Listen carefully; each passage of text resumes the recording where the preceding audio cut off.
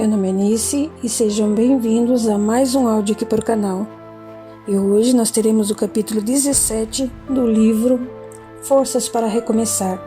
Mas como sempre, eu já peço o seu apoio ao canal, para você curtir, comentar, compartilhar e se caso ainda não é inscrito, te convido a se inscrever, certo? Se você quiser me apoiar de alguma outra forma, você pode se tornar um membro do canal, clicar no botãozinho Valeu ou dar uma olhadinha no QR Code da tela, certo? Então, dados os recados, vamos para o capítulo 17. Débora flagra Sérgio dormindo com Rita. Por horas, Sérgio ficou completamente insone e ligou várias vezes para a namorada. Não conseguia parar de pensar em Débora, imaginando o motivo de ela não telefonar ou ir até lá depois de tantos recados que ele deixou na caixa postal do celular e na secretária eletrônica do apartamento. Tirando a camiseta úmida de suor, o rapaz a jogou no sofá e foi até a cozinha beber água. O calor estava forte, por isso decidiu abrir a janela da sala para que a brisa da noite refrescasse o ambiente. Ficou refletindo sobre seu irmão reclamar da sua agressividade com a amiga e preocupou-se com isso. Parecia que tudo o irritava. Segundos depois, escutou um choro. Aguçando os ouvidos, teve certeza de que era Rita em seu quarto e correu até lá. Acendendo a luz, despertou-a de um sonho ruim. A jovem quase gritou ao respirar fundo, acordando rápido e sentando-se bem ligeira.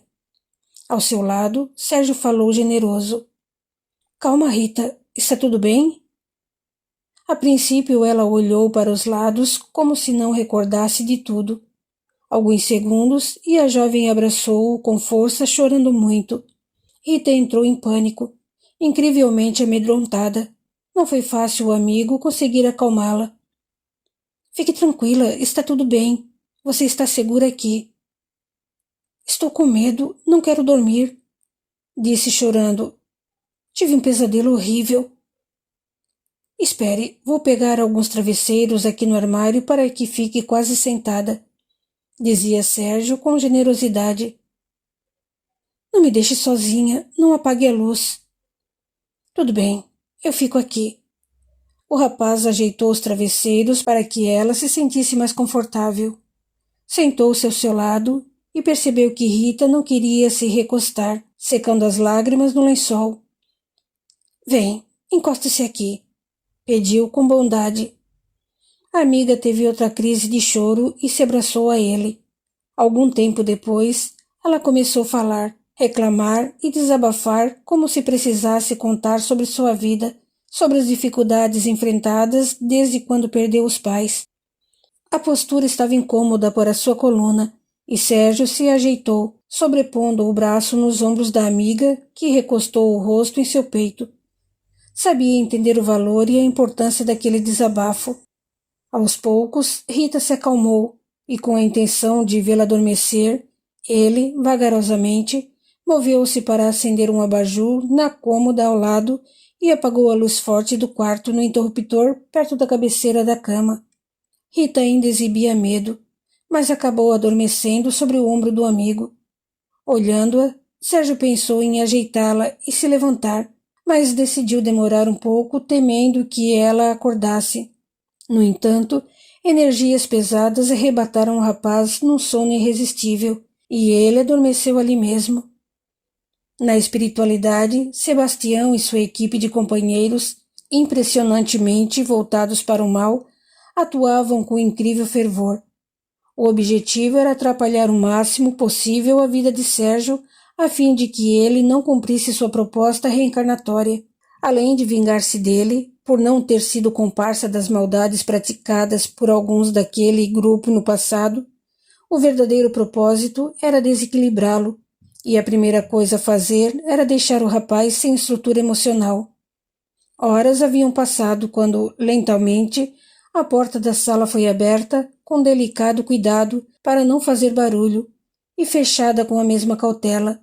Entrando na sala, Débora sorriu ao ver a janela aberta e a suave luz que vinha do quarto do namorado. Coitado, deve ter se cansado de me esperar, Pensava. Vou fazer uma surpresa. Ela tirou as sandálias, deixando-as na sala para não fazer ruídos, e foi para a suíte. Parando à porta, Débora ficou petrificada ao ver Rita deitada naquela cama e sobre o ombro de Sérgio. Abraçava-o pela cintura, enquanto ele inclinava a cabeça sobre a moça ao envolvê-la com o braço. Sem se conter, Débora respirou fundo, colocando ambas as mãos para tampar a própria boca, a fim de segurar um grito e o choro. Imediatamente, Sérgio acordou e reconheceu a namorada perplexa, fitando-o de forma incrédula. Olhando para o lado, viu Rita dormindo. Tirando o braço da amiga que o envolvia, cuidadoso, rapidamente afastou-se dela. Levantando-se às pressas, ele se aproximou da namorada, que estava paralisada à porta em verdadeiro choque pelo assombro, e sussurrou em desespero. Débora, não julgue, pelo amor de Deus. Você não sabe o que aconteceu. Vamos. Tentou terminar a frase, mas ao tocá-la foi interrompido. Tire suas mãos de mim. Exigiu, dando-lhe as costas e indo para a sala. Correndo atrás dela, Sérgio tentou explicar. Débora, não é nada disso que está pensando. Suplicou humilhantemente. Ah, não! Gritou chorando enquanto colocava as sandálias. Olhe para você, sem camisa, deitado na cama, abraçando-a. O que quer que eu pense? Ela é minha amiga.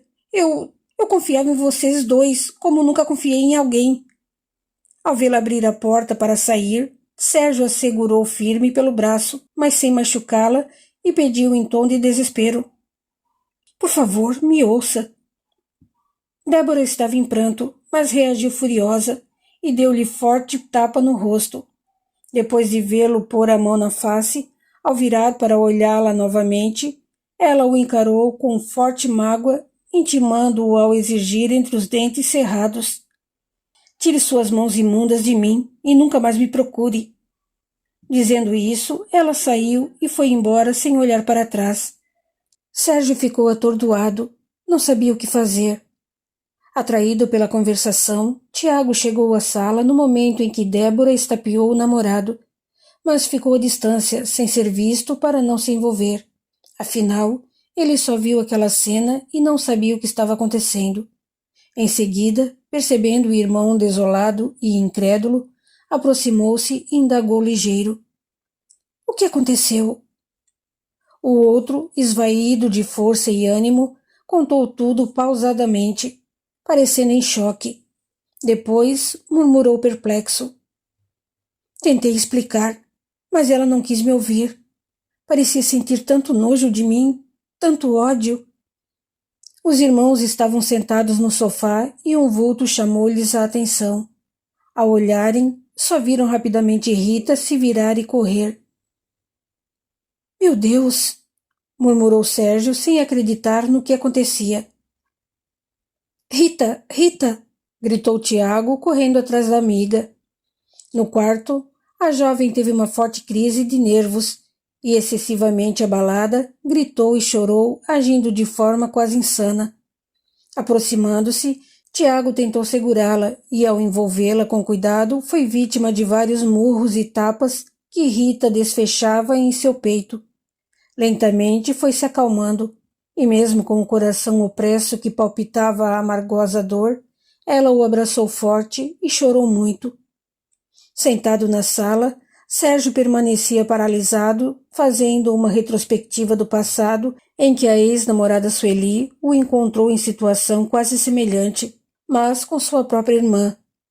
Naquele dia tudo se repetiu, porque o destino lhe estava sendo tão cruel. Ele amava Débora com toda a força de sua alma.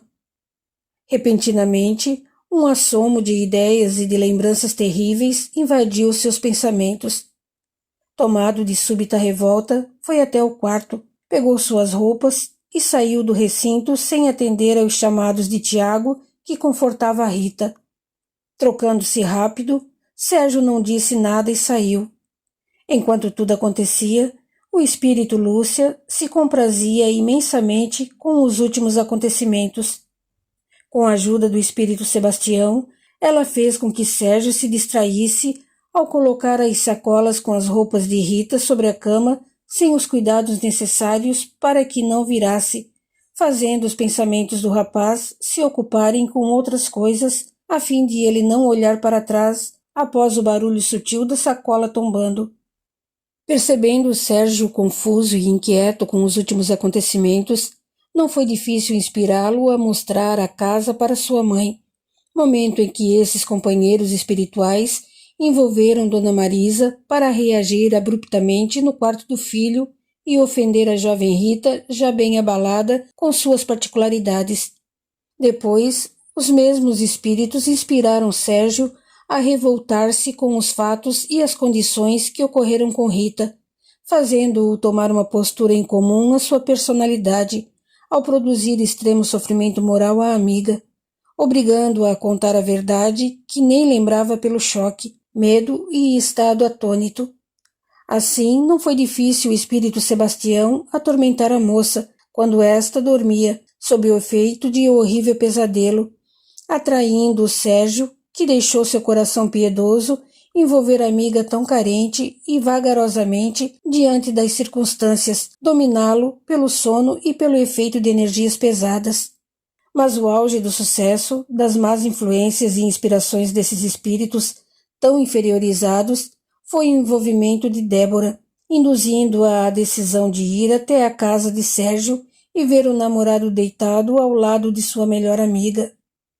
Por se encontrar em uma situação em que o passado parecia bater-lhe a porta, Sérgio iria se desequilibrar, principalmente pelo seu amor por Débora. Ela não acreditaria em sua palavra ou em qualquer explicação, pois as condições e o conjunto de acontecimentos que a namorada presenciou eram indiscutíveis. Sérgio não percebia ou admitia que os estranhos acontecimentos eram facilitados e os sentimentos de angústia impostos por espíritos maus, algozes do passado, e outros que não queriam ver realizadas as tarefas às quais ele se propôs e ajudariam a muitos. Após não encontrar Débora em seu apartamento, nem conseguir falar com ela através de ligações para o celular, Sérgio sentiu-se desesperado e foi até a casa do amigo João, pois não sabia o que fazer. Recebido pela agradável Dona Antônia, mãe de João, ele sentiu amargo gosto de decepção ao saber que o amigo não estava. Ora, entre, meu filho, pediu a dona da casa com agradável prazer. Sérgio ficou paralisado e novamente a senhora o chamou. Entre, ele não vai demorar. Obrigado, Dona Antônia, mas é que...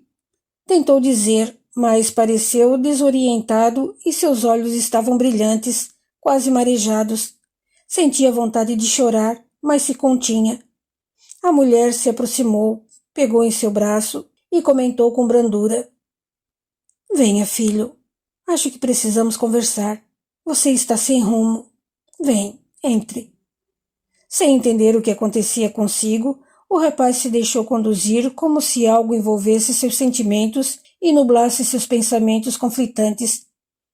Não demorou, e lá estava ele sentado à mesa, tomando uma xícara de chá com Dona Antônia, que oferecia. Aceita mais um pedaço de bolo? Não, obrigado. Emanando indescritível tranquilidade, a mulher observou sem alarido. Você está abatido, Sérgio. Está com a mente longe. Tantas coisas aconteceram repentinamente, Dona Antônia. Falou desanimado. Ainda estou sob o impacto de um choque. Desculpe-me se não consigo ficar tão atento como de costume. Entendo, filho. Eu já esperava por isso. E sei também que não é por acaso que está aqui agora. Como assim? Perdoe-me, mas não entendi. Vós sois a luz do mundo, exclamou sorrindo. Em seguida falou bem séria. Você é essa luz, Sérgio. Porque não podemos colher uvas de espinheiros, porque toda árvore boa dá bons frutos. Percebendo que o rapaz não compreendia, Dona Antônia o abordou com delicada generosidade. Já reparou que eu gosto muito de chamá-lo de filho?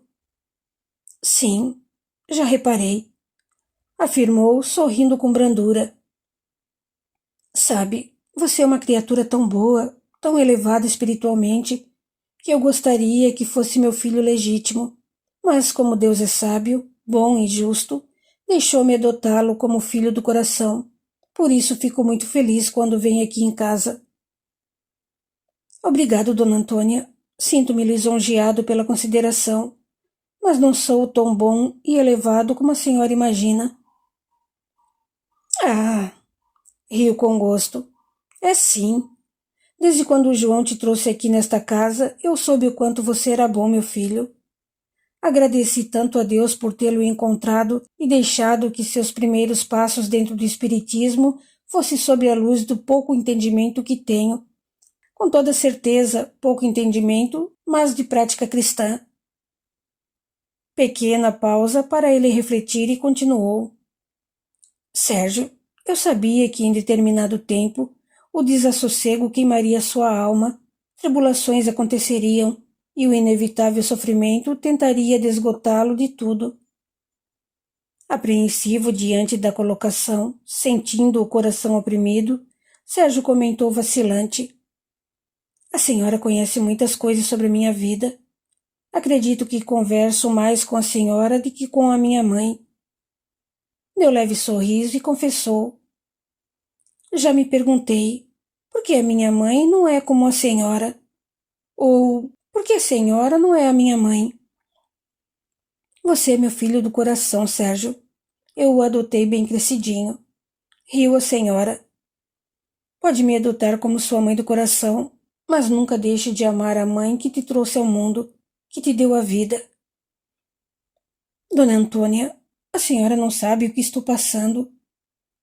O rapaz sentiu um travo na voz e lágrimas quentes brotando em seus olhos. Para não chorar, fez-se firme e suspirou fundo, levantando a face para o teto e circunvagando o olhar para se distrair. Antecipando a retomada do assunto, Dona Antônia preocupou-se e avisou. Posso não saber detalhes do que está te fazendo sofrer, mas eu sinto. Sei que isso está sendo insuportável, meu filho. Talvez a incerteza, a impaciência, a aflição pelo futuro indeterminado sejam as ferramentas de uma espécie de ataque espiritual investido contra você com a finalidade de atrapalhar os seus feitos, seus trabalhos determinados no auxílio. Não sei se posso afirmar que sofro algum tipo de influência dos espíritos maus ou sem instrução, até porque nada aconteceu comigo diretamente, mas sim com aqueles que estão à minha volta, provocando situações irreversíveis. Pessoas que são importantes, as quais consideram mais que alguns parentes, acabam tendo problemas graves e, ao tentar ajudar, me envolvo em situações difíceis. Olhando-a nos olhos, Sérgio experimentou-se esvaído de forças e alternativas, como se procurasse refúgio naquele coração materno atento ao que o castigava. Ele contou-lhe tudo o que aconteceu nos últimos tempos. Depois desfechou. Então, é isso, Dona Antônia. Não sei o que fazer.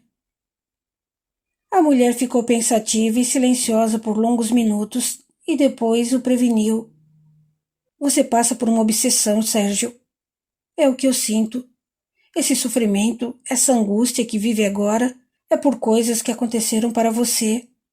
Não pode negar isso. Como comentei, vivi experiências espirituais quando morava na casa dos meus pais. Depois que me mudei, tudo ficou mais calmo, até a Débora ficar sem emprego. Daí vem o seu medo de sair da polícia e perde oportunidades de trabalho. Além disso, usam sua preocupação ou seu medo para te atormentar. O João comentou isso com a senhora? Não. Disseram isso agora nos meus pensamentos. Você acredita? Lógico. Acho que sei como é. Sim, você é médium. Aliás, todos somos em maior ou menor grau. Alguns com tarefas ostensivas, outros não. Mas isso se aprende com o tempo. Veja, Sérgio, para atingi-lo e deixá-lo aflito, usam situações à sua volta com a intenção de perturbá-lo e cegá-lo para o que é certo. Isso é coisa bem fácil de ser feita por espíritos maus e sem evolução.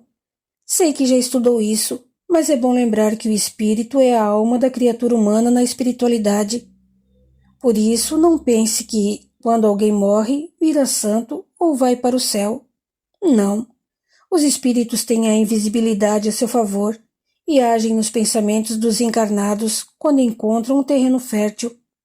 A influência e inspiração salutar de seu anjo da guarda ou mentor podem afastar esses espíritos ignorantes e inferiores, e somente se você mantiver o caráter, a moral, o pensamento elevado e a fé constante. Tem que rezar, filho. Existem vários tipos de obsessão, mas as principais variedades são a obsessão simples, a obsessão pelo estado de fascinação e a obsessão de subjugação. Só a mudança de pensamento e o comportamento podem nos livrar de qualquer tipo de obsessão. Não, não é só isso. Não é tão simples assim. A senhora riu ao comentar. Vejo que lê os livros que te dei. Agora fica mais fácil conversarmos. Alguns segundos de reflexão e falou. Quando se chega ao ponto de fascinação, é porque a pessoa já passou pelos outros estágios de obsessão e o seu orgulho é o principal instrumento do espírito obsessor que pode arrastá-la à obsessão por subjugação. Isso acontece com médiuns que nem sabem que são médiuns. Mas uma coisa é certa, a aquisição de informações e instruções através dos livros da codificação espírita é uma atitude de grandioso valor em caso de obsessão. Temos tantas deficiências que não é fácil admiti-las, mudarmos e nos reformarmos intimamente. Não tenho muito estudo, mas sei que você, como psicólogo, já esteve diante de casos simples demais. Porém, para o paciente, a situação era um bicho de 7 cabeças, não é? Os dois sorriram e ela continuou. Então, ao adquirir conhecimento através de cursos e estudos sérios e sob a luz da doutrina espírita, com a mudança de pensamentos e comportamento, você provará ao espírito obsessor que quer perturbá-lo que não será mais possível enganar e abalar você.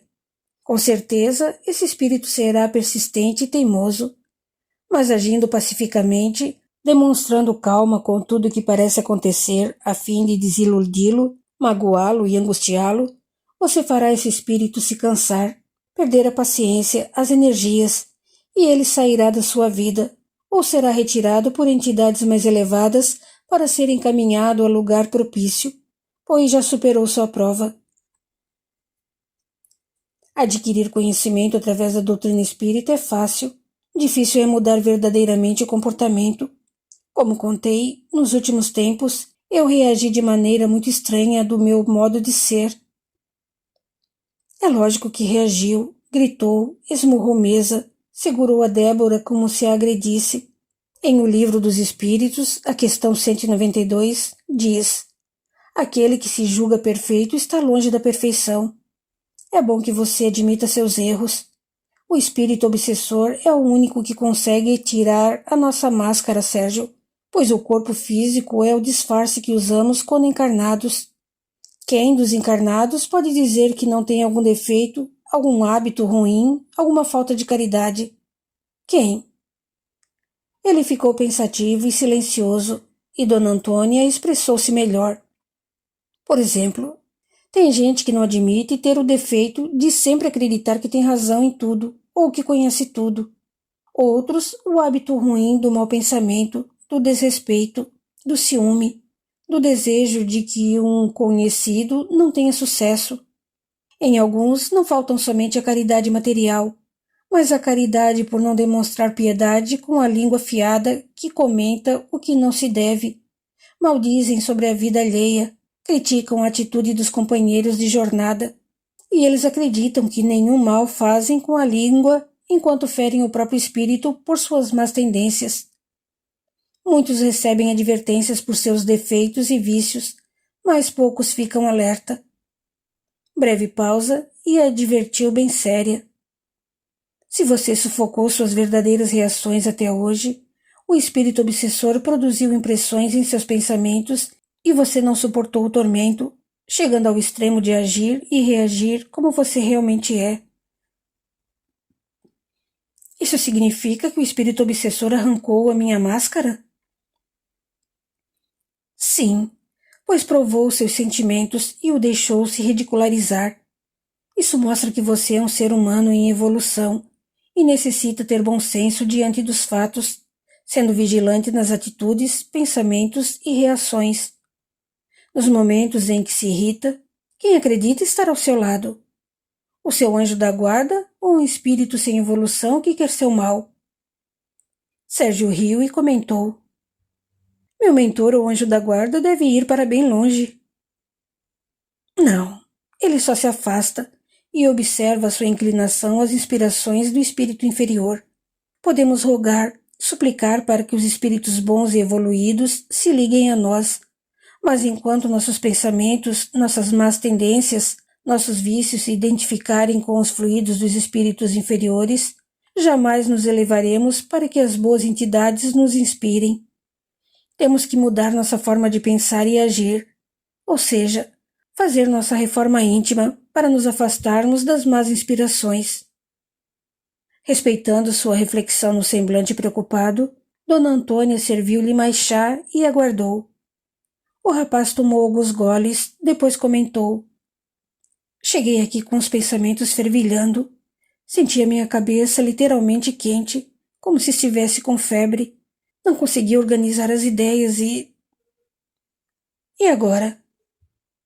Ainda não tenho qualquer solução, mas sinto que posso organizar as prioridades. O que vai fazer? Tornou ela com paciência peculiar. Preciso encontrar a Débora e esclarecer tudo. Mas e se não encontrar a moça como pretende? Você tem que pensar em todas as possibilidades. Se não encontrá-la, não sei. Adoro a Débora, a senhora sabe. Às vezes nossos planos não seguem conforme queremos. Por isso devemos nos preparar para tudo, até para situações imprevistas, pois precisaremos manter o controle, comandar as emoções. Sérgio sentiu-se estremecer. Ele levantou o olhar, parecendo beber-lhe os elevados conselhos, concordando positivamente ao acenar a cabeça. Logo anunciou: Vou novamente até o apartamento da Débora, e se não estiver lá, vou para a casa e ligarei para Yara, a irmã dela. Quem sabe ela tem alguma informação. Apontando para a sala como se pressentisse algo, a senhora ofereceu: Ligue daqui mesmo. Não fique apreensivo até chegar lá. Vá, fique à vontade. O rapaz sorriu levemente, respirou fundo e foi até a sala como proposto. O telefone do apartamento da namorada não era atendido, e o mesmo acontecia com o celular.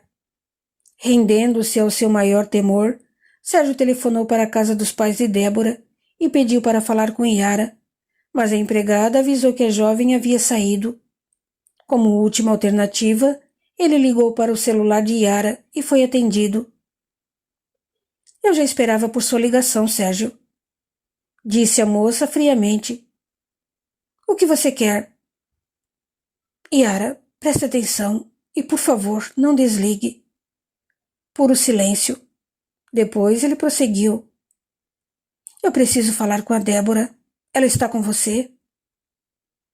Está sim, mas nem quero ouvir a sua voz. E eu não sei como tem coragem de tentar se explicar depois de tudo que ela viu. É muita cara de pau. Yara, não julgue, pois não sabe de nada. Não é um assunto para ser conversado por telefone. Mas se não tiver escolha, por favor, deixe-me falar com a Débora. Longos segundos e escutou. Alô? Débora, precisamos nos ver. Você não sabe o que aconteceu. Ah, sei sim, afirmou com voz de choro. Eu mesma a vi. Não precisa me contar. Débora, pelo amor de Deus, pense. Quantos recados deixei em seu celular da secretária eletrônica de seu apartamento? Eu estava desesperado atrás de você para que fosse até a minha casa. Depois da forma como me tratou em meu apartamento, não poderia se vingar de mim de forma mais cruel pelo fato de eu gritar com você. Você foi insensível, desumano. Me atraiu até sua casa para vê-lo com a Rita, minha melhor amiga. Como fui idiota ao me deixar enganar. O que vai inventar agora? Que a Rita estava se sentindo só? Que ela queria morrer? Que ela apareceu no meio da madrugada pensando em suicídio e por isso foi dormir com você e na nossa cama? Não fale assim, pedia, parecendo suplicar. Como quer que eu fale, Sérgio? Eu te amo, Débora. Por favor, vamos conversar pessoalmente.